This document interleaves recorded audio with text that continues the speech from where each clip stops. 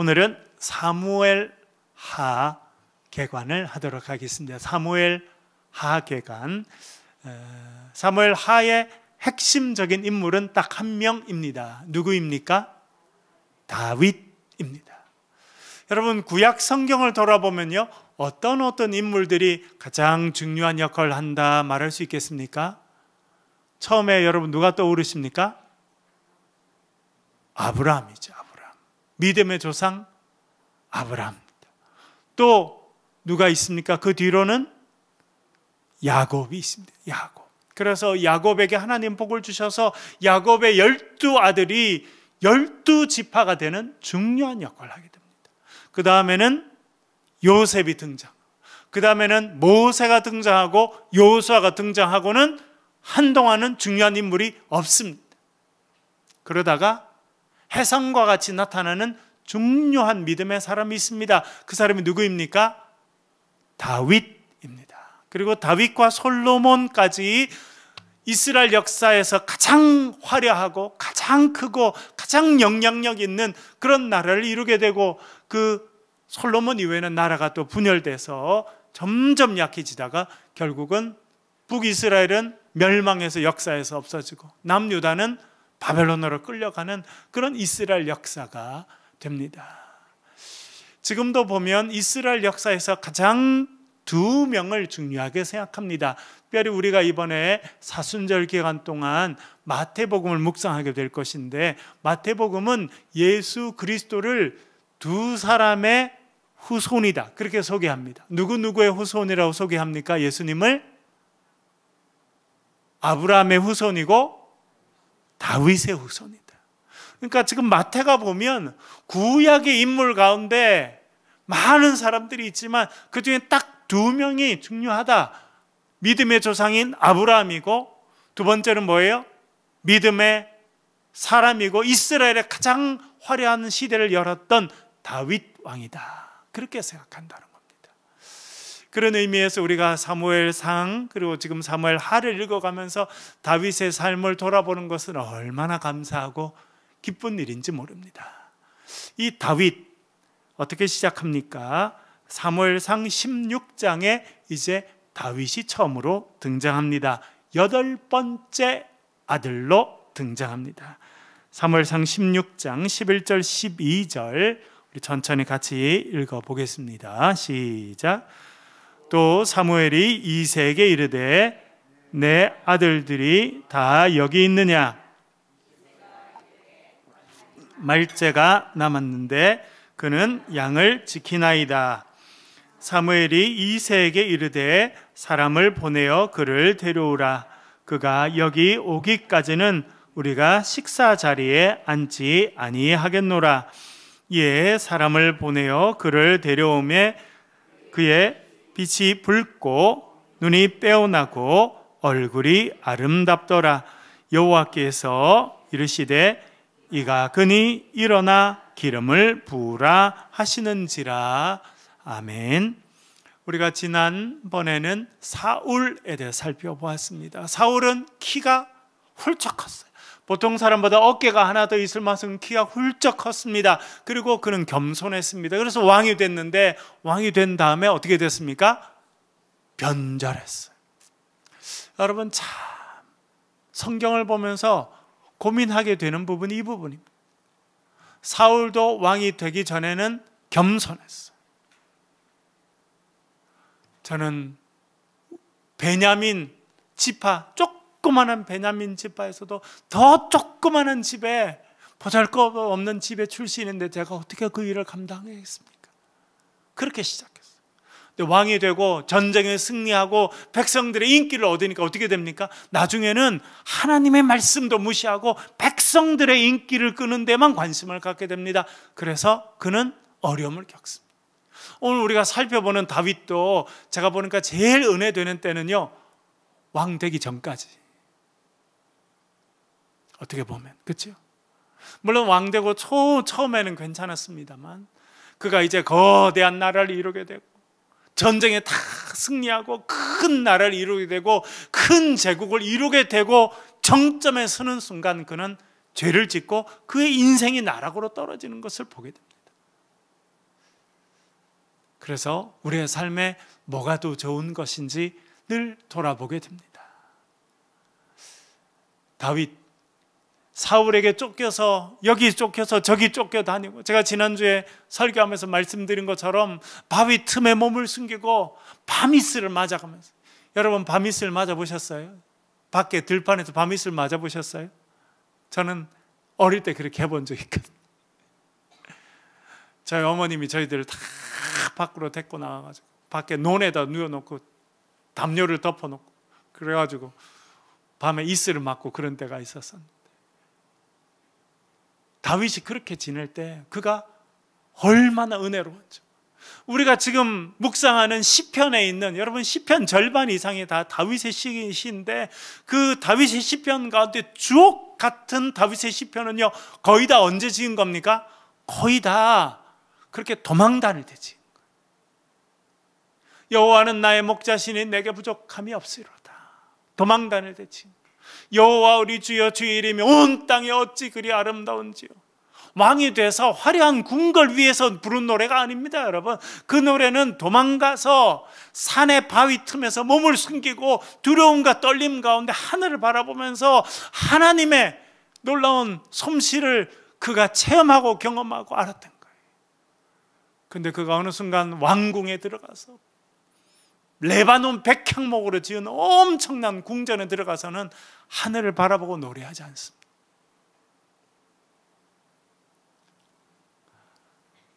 참 그런 부분은 우리의 삶을 우리가 돌아보게 됩니다. 뭐가 정말 행복하고 좋은 일인지. 다윗 8번째 아들이었고 인정받지 못하는 아들이었습니다. 사울이 그렇게 범죄하니까 하나님께서 사울을 버리십니다. 그리고 사무엘에게 명령하시죠. 기름을 채워라. 소뿔이죠, 여러분. 소뿔에다가 기름을 채워 갖고 가라. 어디로 갈까요? 베들레헴으로 가느라. 베들레헴. 그래서 여러분 예수님 어디서 태어나십니까? 베들레헴. 왜? 다윗의 고향이기 때문에 예수님도 베들레헴, 떡집이라는 뜻인데 거기서 태어나는 거예요. 베들레헴에 가면 아마 사무엘이 그랬던 것 같아요. 성경엔 다 기록 안 됐지만, 하나님 베들레헴에는 별 볼 일 있는 그런 집안이 없는데요. 하나님 다음 왕으로 세울 만한 그 정도 되는 집안이 없습니다. 야, 잔소리 말고 내려가라. 하나님 그러시는 것 같아. 또 구체적으로 알려주지는 않으시고 어디 갈까 그랬더니 이세 집에 가거라. 가서 예배 드린다라고 하고 아들들을 다 불러 모아라. 그 중에 내가 딱 한 명 선택해 주면 그 사람 머리에 기름을 부어라. 하나님 말씀하셨어요. 이세 집에 갔습니다. 깜짝 놀랐죠. 이세가 사무엘, 이름만 듣던 사무엘이 나타났어요. 깜짝 놀랐어요. 어쩐 일입니까? 아들들 다 불러 모아라. 우리 같이 예배 드리면 좋겠다. 그렇게 이야기했어요. 그랬더니 이 아버지가 누구부터 부릅니까? 누구부터 불렀어요? 엘리압, 첫 번째 아들이. 키가 크고 잘생겼어요. 등치도 크고 활도 잘 쏘고 남자 같아.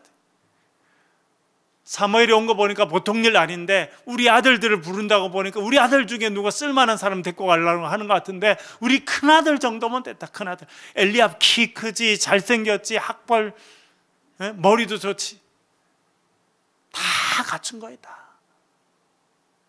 여러분 그 당시 사람들은 외모를 봤습니까? 안 봤습니까? 요즘 사람들은 외모를 봅니까? 안 봅니까? 제가 참 상처됐던 게 있어요. 제가 군대에 생각하니까, 제가 군대에 있을 때 제가 어떤 차를 탔냐면 옛날 그 대우에서 나온 라노스2라는 차, 요즘엔 다니시잖아요. 근데 몇 달, 한 2달쯤 전에 교회 오다 보니까 똑같은 차가 앞에 있었네요. 너무 신기하게 생각했어요. 왜 그 차가 지금 최소한 거의 30년 된 차인데 다니고 있더라고요. 우리 큰애 태어났을 때 막 거기 태우고 다녔던 그 차, 그 타고 다녔거든요. 한 번은 이 군대 그 후원하는 그런 무슨 모임이 있었는데 서울에 어느 호텔인지 모르겠어요. 롯데 호텔인지 어느 호텔인지 하여튼 서울에 저도 뭐 한 번도 가보지 못한 그 호텔에서 무슨 뭐 모임이 있다고 군쪽 목사님들 다 모이라 그래가지고 제가 그래서 그 조그마한 차를 타고 올라갔잖아요. 서울에 그 한복판에 그 특급 호텔에 들어갔잖아요.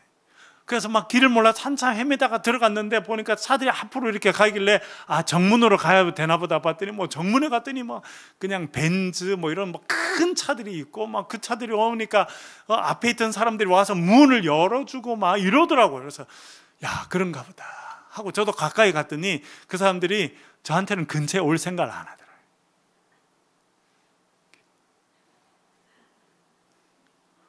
손으로 이렇게 한 것도 아니고 이렇게 빨리 지하로 내려가라 이거. 제가 좀 화가 났어요. 그때 이 사람도 너무하네. 저 앞에가 벤츠가 됐지만 조폭이 탔을지 어떻게 알아요? 여러분 작년에 그 재작년에 보실 때 롤스로이스의 어떤 여자분을 쳐서 죽였는데 조폭이 타고 있었던 거 보셨죠? 롤스로이스 세계 최고의 고급차인데 롤스로이스 조폭이 타다가 약 먹은 마약한 조폭이 타서 아가씨 한 명 쳐 죽였잖아요. 그 내가 비록 1.5 1500cc짜리 조그만 차 타고 공군 중위밖에 안 되긴 하지만 너무하네 이런 생각이 들었더라고요. 세상은 그래요. 세상은 여러분 딱 보고 판단합니다. 아, 잘생겼네. 아, 비싼 옷 입었네. 명품 백 들었네. 아, 좋은 집에 사네. 좋은 차 타네. 세상은 그래요. 근데 여러분 다윗 때는 그랬겠습니까? 안 그랬겠습니까? 다윗 때는 더 했습니다. 그래서 엘리압이라고 하는 그러니까 이 아버지가 아들들 오라니까 큰 아들 제일 크고 잘생기고 멋진 아들부터 싹 들어오라. 그래서 사무엘도 큰 아들 딱 보고 무슨 생각 들었어요? 아, 하나님이 나를 보내신 이유가 저 아들 때문이구나. 키 크고 잘생기고 얼굴 번듯하고 옷 맵시 입고 참 매력적. 그런데 하나님 뭐라고 그러세요? 사람은 외모를 보거니와 나 여호와는 누굴 본다고요? 중심을 보신다. 여러분 꼭 기억하시길 바랍니다. 하나님 여러분의 중심을. 근데 아들이 왔으면 둘째, 셋째, 삼마 뭐 다 왔는데 7명 다 온 거예요. 하나님이 저 사람이다 하는 사람이 아무도 없는 거예요. 아니 아들들 다 데리고 오라는데 다 데리고 온 거 맞습니까? 아유, 이세가 머리를 그적그적. 아유, 사실 우리 집에 애가 하나 더 있긴 한데 그 8번째. 아유, 걔는요 별 쓸모 없어요. 제가 아버지인 저가 봐도 걔 전 그냥 그렇고 그래가지고 형들 오는 사이에 그 양보로 양 치고 있으라 그랬거든요. 그렇게 한 거예요. 근데 사무엘이 그랬죠. 그 아들이 오기 전까지는 밥 안 먹습니다. 그랬더니 아들이 딱 왔는데 뭐라고 되어 있습니까? 얼굴 빛이 붉고 눈이 빼어나고 얼굴이 아름답다.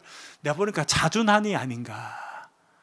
피겨 스케이팅 선수, 한국 선수 지난번 그 동계 아시안 게임에서 금메달 딴 피겨 선수 남자 보셨어요? 차준환이라고?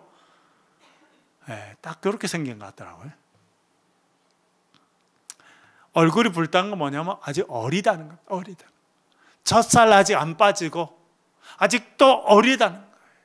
볼품이 없다는 겁니다. 아버지도 별로 인정하지 않았어. 우리 큰아들 정도는 모르지만 우리 말째 한 8번째 애는 그냥 좀 그런데. 하나님 뭐라고 그러십니까? 그 마지막 8번째 아들에게 기름을 부으라. 그렇게 이야기했습니다. 여러분 세상 사람들은 조건을 많이 따져. 어느 집안 출신이냐, 아버지 누구냐, 어느 학교 나왔냐, 재산 얼마 있냐. 제가 예전에 교육 목사로 있을 때 어느 장로님이랑 밥을 먹어서 엄청 비싼 식당 가서 밥을 사주시더라고요. 그래서 그분 강남에 사업을 꽤 성공해서. 근데 저는 그분 하시면서 그냥 아무 의미 없이 탁 말씀을 던졌는데 저는 좀 마음에 불편하더라고요. 그분은 강남에서 사업을 하셔서 사업을 꽤 성공하셨어요. 근데 그분은 뭐라 그러냐면 사람들이 남자를 볼 때는 재력이 얼마큼 있는지 보고 여자는 얼굴이 얼마큼 예쁜지 봅니다. 이렇게 이야기하더라고요. 근데 마음으로 뭐 말은 못하죠. 왜 비싼 밥을 사주시니까 이분이 말은 못하는데 속으로 이분이 장로님이신데 목사 앞에서 이런 말을 너무 쉽게 하시네, 그런 생각이 들더라고요. 여러분, 얼굴 아무리 예쁘게 해도 25만 넘어가면 피부 제일 빨리 노화됩니다. 아무리 찍어 발라도 소용이 없어요. 그런데 여러분, 우리 몸에 있는 세포 중에 제일 마지막까지 성장하고 활발한 세포가 있습니다. 뭔지 아십니까? 뇌세포. 뇌세포는 나이가 들어도 새롭게 만들어지고 성장하게 돼 있어요. 여러분, 하나님은 우리의 중심을 보십니다. 세상 사람들 보기에 별 볼 일 없는 사람이라도 하나님께서 기름 부으시면 놀라운 인생으로 쓰임받게 될 줄로 믿습니다. 저와 여러분이 그렇게 쓰임받으시길 주의 이름으로 간절히 축원합니다. 두 번째는 인정받지 못한 동생. 더 공통점이 있잖아요. 요셉과 공통점, 다윗 공통점 뭡니까? 형들한테 미움받는다는 거예요. 사무엘상 17장 28절 같이 읽겠습니다. 시작.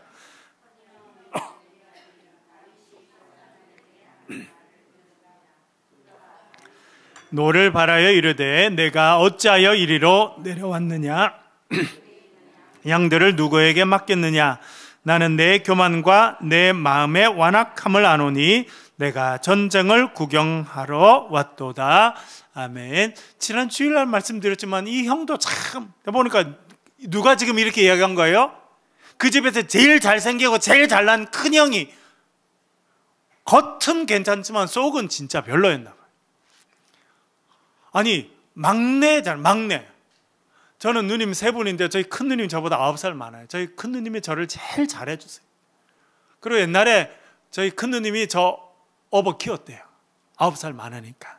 저희 아버님 뭐 일하러 가시고 어머니 장사하러 가시고 그러면 저희 큰 누님이 저 다 업어서 키웠대요. 그랬을 것 같아요, 진짜로. 근데 8번째 동생이니까 아버지 같은 존재가 큰형 아니겠습니까? 그렇죠? 2년 차만 나도 8번째면 16살이 많은 건데 16살이면 그때 벌써 애 낳을만 아버지만한 나이 되는 사람이 엘리압인데 이 큰형이잖아요. 그 잘생긴 이 사무엘도 보고 야, 저 사람이다. 키 크고 잘생기고 잘났다. 외모 정말 괜찮다 했는데 마음은 별로인 거예요. 큰형, 둘째형 이렇게 전쟁터에 갔어. 아버지가 아들 잘 있는지, 야, 저도 군대 아들 보내놓고 애가 잘 있는지 엄청 생각이 많이 됩니다. 잘 있겠죠. 뭐 우리나라 뭐 대한민국만큼 안전하고 좋은데 어디 있어요. 그래도 연락이 안 되니까 연락할 수가 없으니까 궁금한데 그 당시 이 엘리압과 아들들이 전쟁터에 가 있으니까 어떻게 됐는지 아버지가 궁금해서 이 막내에게 보냅니다. 그래서 볶은 곡식을 준비하고 또 건포도 같은 것도 준비하고 떡도 준비하고 그 다음에는 또 지휘관들한테 뭘 줘야 되니까 지휘관들한테는 치즈 10덩이를 준비해서 딱 갖다 주고 형들 어떻게 지내는지 좀 알아와라. 그렇게. 그래서 걔가 뭐 타고 갔겠어요? 잘 타고 갔으면 노새고 안 그러면 걸어갔을 거예요. 치즈 10덩이에다가 곡식에다가 떡에다가 그런 거 다 쬐끄만 애가 울로 매고 그렇게 가면 얼마나 힘들었겠어요. 그 만나면 내 생각에는 뭐 아무리 평소에 좀 싫었더라도 큰형 정도면 아이고 우리 막내가 나 때문에 고생이다 이런 마음이라도 좀 있을 것 같아요. 이 형이 영 좀 별로였던가. 야, 구경하러 왔냐? 이게 전쟁터가 뭐 시장 바닥인 줄 아느냐?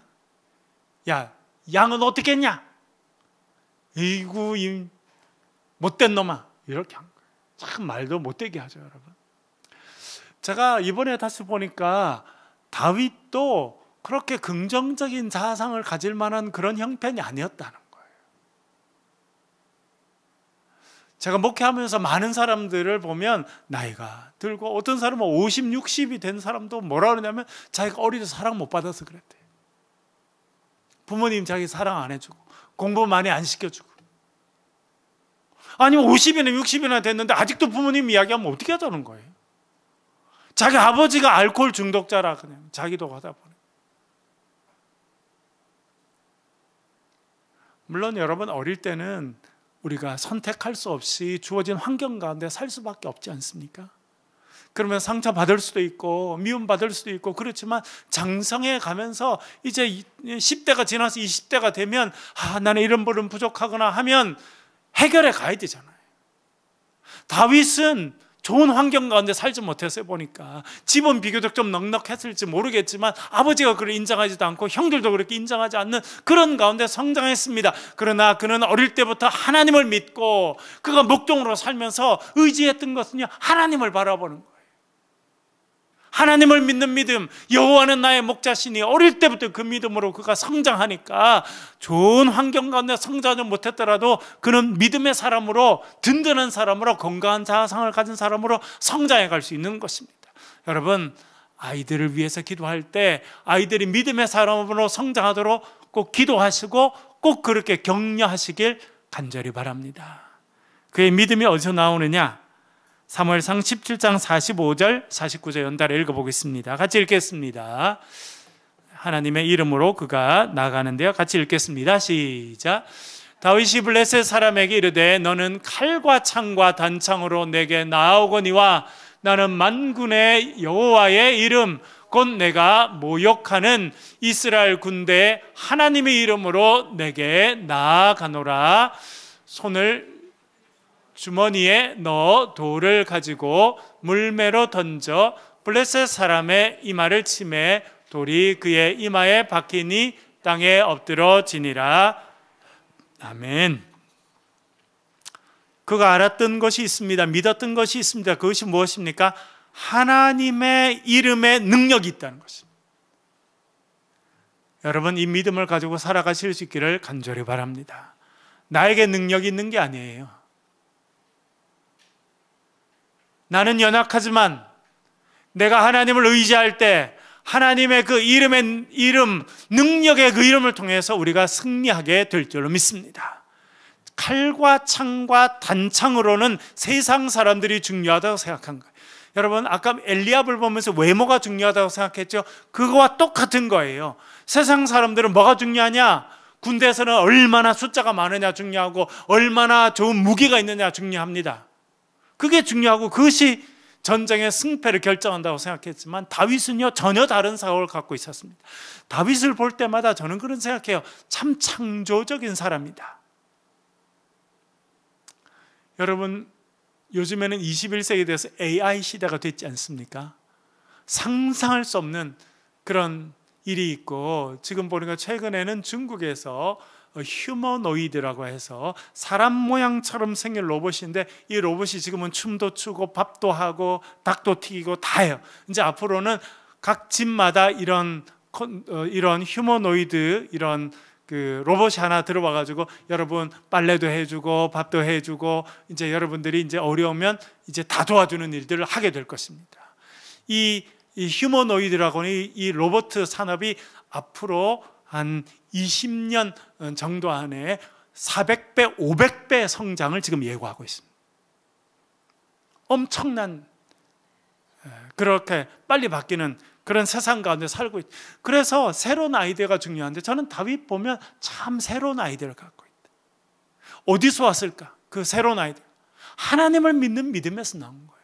그 당시 사람들은 칼과 창과 단창, 여러분 지난번에도 말씀드렸습니다만 골리앗 키가 2m 90, 비늘 가본 몸무게만 60kg, 창을 들었는데 창 끝에 있는 그 창 끝에 달려있는 창 날만 해도 7kg이 되는 그런 무기를 들고 있었습니다. 그 당시에 이길 사람이 아무도 없었어요. 그러니까 1대1로 골리앗과 붙어서는요 100번 싸우면 100번 다지게 돼 있었다는 거예요. 그런데 다윗은요 전혀 다른 생각을 합니다. 새로운 생각. 왜? 골리앗과 1대1로 붙어서는 자기는 키도 작고 전쟁 경험도 없는 내가 이길 수 없다는 걸 본인도 알고 있었어요. 그러면 어떻게 얘기해야 되느냐? 하나님 주신 지혜가 있죠. 그래서 어떻게 해요? 꼭 붙어서 싸워서만 되느냐? 꼭 칼로 들어서만 되느냐? 나는 하나님 주신 물맷돌로 싸우겠다. 그래서 멀리서 자기가 잘 쓰는 물맷돌에다가 돌멩이를 집어 던져서 던진 거예요. 그랬더니 고대한 골리앗이 쓰러졌다. 여러분, 뭐냐면 전쟁에 대한 완전히 새로운 이해를 갖고 있었다는 거예요. 그래서 그가 위대한 역사를 이뤄갈 수 있었습니다. 그런데 그런 새로운 아이디어가 어디서 나왔겠습니까? 하나님을 믿는 믿음에서, 그리고 하나님께서 믿음 있는 자에게 지혜를 주셨기 때문이다, 그렇게 생각합니다. 성경은 그가 얼마나 믿음의 사람이었는지 계속 이야기합니다. 사울 왕을 살려주는 장면에서 나오죠. 사무엘상 26장 8절 9절 읽어보겠습니다. 같이 읽겠습니다. 시작. 아비새가 다윗에게 이르되 하나님이 오늘 당신의 원수를 당신의 손에 넘기셨나이다. 그러므로 청하오니 내가 창으로 그를 찔러서 단번에 땅에 꽂게 하소서. 내가 그를 2번 찌를 것이 없으리이다 하니 다윗이 아비새에게 이르되 죽이지 말라. 누구든지 손을 들어 여호와의 기름 부음 받은 자를 치면 죄가 없겠느냐 하고. 아멘. 사울이 워낙 다윗을 죽이려고 하니까 지금 아비새, 지금 다윗을 따라갔던 군대 장군이었던 아비새가 뭐라고 그럽니까? 오늘 당신의 원수를 하나님이 당신의 손에 붙여주셨습니다. 그러니까 다윗만 지금 사울을 원수라고 안 부르지, 다윗 옆에 있는 모든 사람들은 지금 다 사울을 다윗의 원수라고 부르는 거예요. 기회만 되면 죽여야 되는 사람으로 생각하는 겁니다. 그래서 아비새가 말합니다. 지금 군영 가운데 모든 군인들이 다 잠들고 사울이 딱 있는데 사울의 창이 옆에 딱 꽂혀 있습니다. 명령만 하십시오. 제가 단칼에 찔러서, 한 번에 찔러서 그를 땅에 꽂아버리겠습니다. 그렇게 이야기합니다. 그런데 다윗은 뭐라 말합니까? 누구든지 손을 들어 여호와의 기름 부음 받은 자를 치면 죄가 없겠느냐. 여러분, 사울을 생각하는 겁니까? 그에게 기름 부어주신 하나님을 생각하는 겁니까? 그게 그의 믿음이었어요. 인간적으로 그도 얼마나 싫을 때가 있었겠어요, 사울. 그러나 인간으로 바라보지 않는 거예요. 나를 죽이려는 인간으로 바라본 것이 아니라 그 사울을 뭘로 바라보는 겁니까? 우리가 다 이해할 수 없지만 하나님께서 사울에게 기름을 부어서 이스라엘의 왕으로 세워주셨으니 사울 자체가 아니라 그에게 기름 부어주신 하나님을 경외하기 때문에 그는 그에게 손을 대지 않습니다. 여러분, 이 믿음이 저와 여러분에게도 충만하시길 간절히 축원합니다. 그렇게 하나님을 사모하고 하나님을 존중하니까 하나님은 누굴 보내주세요? 이제 다윗 살면서 계속 돕는 사람을 보내주십니다. 그래서 요나단을 생명같이, 자기 생명보다 더 사랑한 요나단을 보내주시죠. 그리고 우리 지난번에 설교할 때 한번 말씀드린 아비가일, 저는 이 본문이 참 마음에 들어요. 다시 한번 읽어보겠습니다. 사무엘상 25장 29절 31절 같이 읽어보겠습니다. 시작. 사람이 일어나서 내 주를 쫓아 내 주의 생명을 찾을지라도 내 주의 생명은 내 주의 하나님 여호와와 함께 생명싸개 속에 쌓였을 것이요 내 주의 원수들의 생명은 물매로 던지듯 여호와께서 그것을 던지시리이다. 네, 주께서 무죄한 피를 흘리셨다든지 네, 주께서 친히 보복하셨다든지 함으로 말미암아 슬퍼하실 것도 없고 내 주의 마음에 걸릴 것도 없으시리니 다만 여호와께서 내 주를 후대하실 때에 원하건대 내 주의 여종을 생각하소서 하니라. 아멘. 지난주에 제가 말씀드린 생명싸개 안에 쌓여있다. 하나님이, 여러분, 다윗이 어릴 때는 아버지도 인정 못 받고 형들한테 사랑을 못 받았어요. 그러나 그가 믿음으로 살아가니까 하나님 누굴 보내주세요? 지혜로운 사람들을 보내주시고 돕는 사람들을 보내주시고, 그래서 다윗이 만들어져 가는 거예요. 그 중에 핵심적인 사람이 아비가일입니다. 나발이라고 하는 우둔한 자와 살았지만 이 여인에겐 지혜가 있었어요. 여러분, 참 지혜로운 여인을 만나는 것이 얼마나 중요한지. 아비가일이 나와서 화가 나가지고 지금 칼을 들고 와서 나발도 죽여버리고 그 집의 모든 남자들 다 내가 싹 죽여버려야지 하는 이 분노 가운데 있는 다윗 앞에 아비가일이 나서서 떡을 주고 볶은 곡식을 주고 포도주를 주고, 그뿐만 아니라 뭐라 말합니까? 내 주여, 당신은 하나님의 생명싸개 안에 있는 소중한 분이지 않습니까? 이 다음에 하나님께서 당신을 높이 들어주실 때 당신이 무고한 자를 칼로 쳐 죽였다고 하면 얼마나 그때 후회가 되시겠습니까? 당신은 그런 분입니다. 나발 같은 이런 인간을 상대할 분이 아닙니다. 하나님의 존귀한 분입니다. 하나님의 생명싸개 안에 있는 분이십니다 라고 이야기해 준 거예요. 여러분, 우리 모두가 하나님의 생명싸개 안에 있는 소중한 존재라고 하는 것을 기억하실 수 있기를 간절히 바랍니다.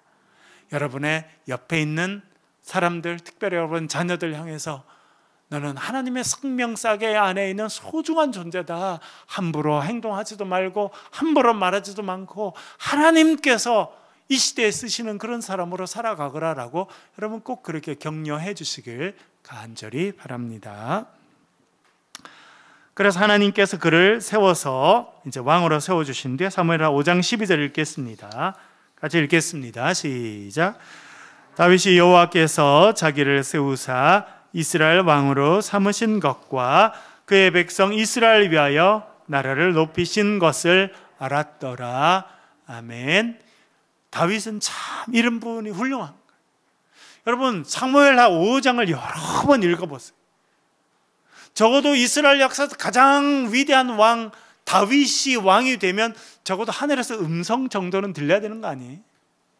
번개라도 뭐 치든지, 그렇죠? 지진이라도 일어나든지, 안 그러면 뭐 하늘에서 그냥 불이라도 확 떨어져 가지고, 야, 안 그러면 밤에 유성이라도 하나 큰 게 떨어져 가지고 정말 중요한 사람이 날 건가 보다 이렇게 해야 되는데 다윗이 아무것도 그런 게 없어요.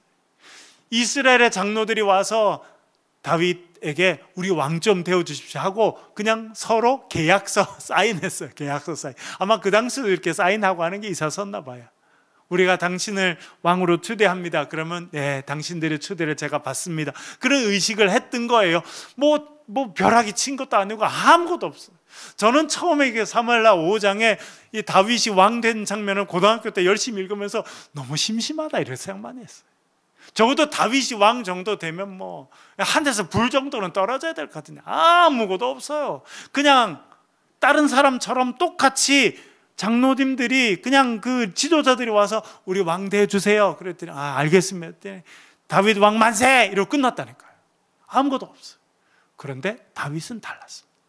이게 믿음의 사람은요 그게 다른 거예요. 보니까 뭐라 그럽니까? 다윗이 여호와께서 자기를 세우사. 하나님께서 뭐 선포하신 게 내가 지금부터 다윗을 왕으로 세운다 그런 적이 없어. 아니 뭐 정 안 되면 사무엘이라도 와가지고 기름을 다시 한번 머리에 붓든지, 그렇죠? 사람들 앞에서. 아니 저 어릴 때 기름 부은 거 뭐 몰래 부은 거 아니에요? 아버지도 모르고 형들 모르고 몰래 부은 거고. 아니 지금 했으면 뭐 사무엘이라도 와가지고 뭐 기름이라도 붓든지 뭔가 그게 있었. 아무것도 없어. 여러분 다윗에게는요 그렇게 인간적으로 뭔가 하는 게 중요한 게 아니었어요. 뭐가 중요합니까? 여호와께서 자기를 세우사 이스라엘 왕으로 삼아주셨다. 하나님의 역사는 눈에 보이지 않습니다. 그냥 지도자들이 와서 자기와 계약하고 자기도 계약서 사인한 것밖에 없어요. 그리고 왕 만세하니까 왕 된 것밖에 없는데 그는 그렇게 생각하지 않은 겁니다. 사람의 눈에 보이는 그 다음에 역사하시는 하나님의 역사를 보고 인정할 수 있었기 때문에 다윗이 될 수 있었다고 하는 것을 기억하시길 바랍니다.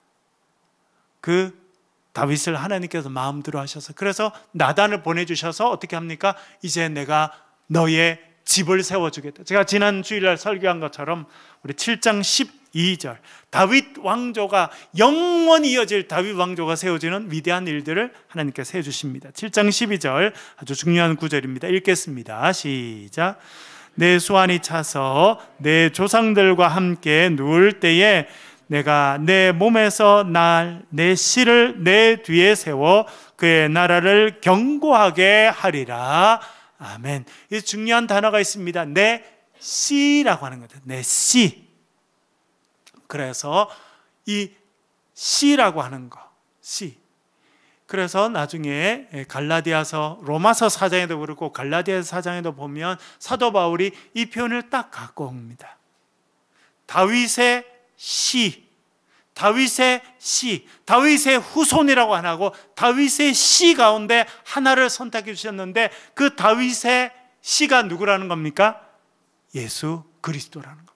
그래서 예수님께서 다윗의 후손으로 오셔서 이 땅에 온 세상의 왕이 되셨기 때문에 다윗은 죽었지만 이 사무엘하 7장 12절에서 하나님께서 너의 씨 가운데 사람을 세워서 내 왕위를 영원히 견고하게 세울 것이다 하는 하나님의 말씀이 궁극적으로 이루어진 것은 다윗의 후손으로 오신 예수 그리스도를 통해서다라고 하는 것입니다. 여러분, 하나님은 우리의 중심을 보시고 우리의 마음을 보신다고 하는 것을 기억하실 수 있기를 간절히 바랍니다. 사울을 칠 수 있어서 인간적으로는 사울이 원수지만 그는 하나님께서 기름 부어주신 사람이기 때문에 단 한 번도 원수라고 생각하거나 말하지 않았습니다. 그저 지도자들이 와서 자기와 계획 세웠지만 사람들이 나를 좋아해서 했구나, 내가 사람들한테 잘 보이니까, 내가 인기가 많으니까 했구나, 그렇게 생각하지 않고 나는 아무것도 없는데 하나님께서 나를 세워주셨구나, 그렇게 믿음을 고백하니까 하나님께서 나단 선지자를 보내셔서 너의 왕위를 내가 영원히 세워주고 너의 집을 영원히 세워줄 것이다, 그렇게 말씀하셨습니다. 이제 그 뒤로는 이제 사울의 다윗의 범죄가 있는데 참 가슴 아픈 부분이라 여러분 이제 우리가 이제 교훈은 받겠습니다. 저는 요까지의 다윗이 제일 멋있었던 것 같아요. 물론 이제 마지막도 하나님께서 은혜를 베풀어 주십니다만, 여러분 우리가 정말 다윗같이 순수하게 하나님을 사랑하고 하나님 앞에 쓰임받는 인생이 되시길 주의 이름으로 간절히 축원합니다.